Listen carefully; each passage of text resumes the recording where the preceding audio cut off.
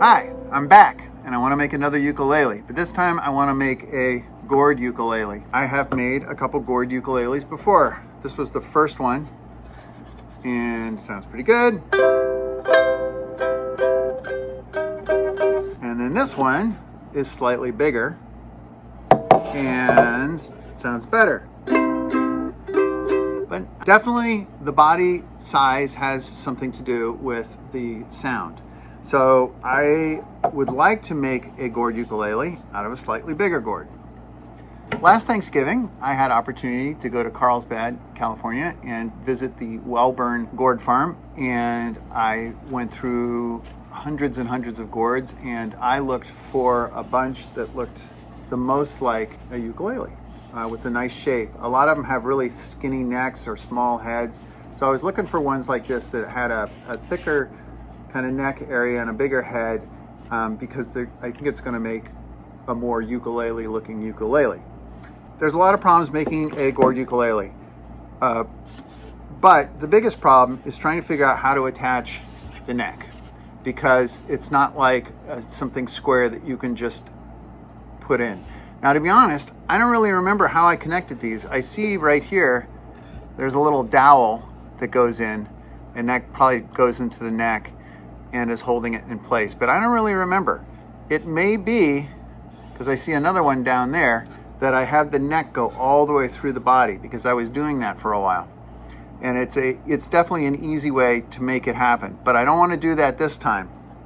I want to have the neck stop right there. I'm going to think a lot about that while I'm working on this. I have a couple ideas about how to do it. But obviously the first thing I need to do is cut the gourd in half. So, how do you cut a gourd in half? Great question. I don't know. If I had a bandsaw, I might try that, but you still need to have something to slide it through there. So I built this jig, and it is adjustable somewhat, and it's got a couple of slots for a saw to go down the middle. And I've adjusted it for this gourd, which is going to fit in here like so. And I'm going to rotate it to where it's in its most symmetrical position. And then if it's a little loose, I'm going to put some shims in there on either side.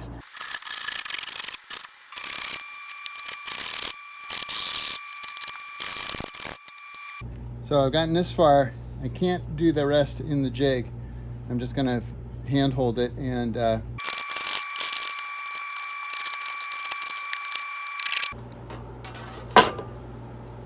okay, well, that was definitely not elegant or safe, but I did cut it in half, and look at all the pries.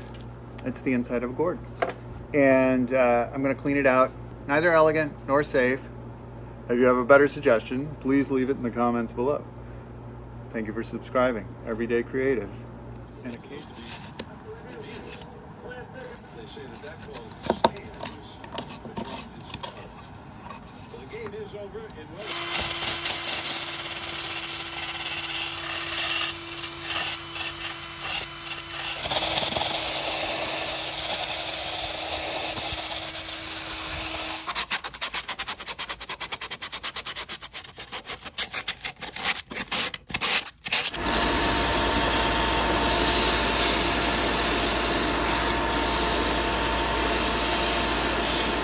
Gourd is all cleaned up. First thing I did was I scraped it out using a paint scraper, and then I hit it with the wire brush, and then I did a little sanding. Why bother sanding if nobody's going to see the inside? I think it's nicer to have smoother surfaces so that the sound reflects more purely. Also, I'm going to be putting in a sound hole here, so I want it to look nice underneath the sound hole. Then I used the belt sander to make sure it's flat on the top, and then I used a little sanding block just to make sure it's super smooth.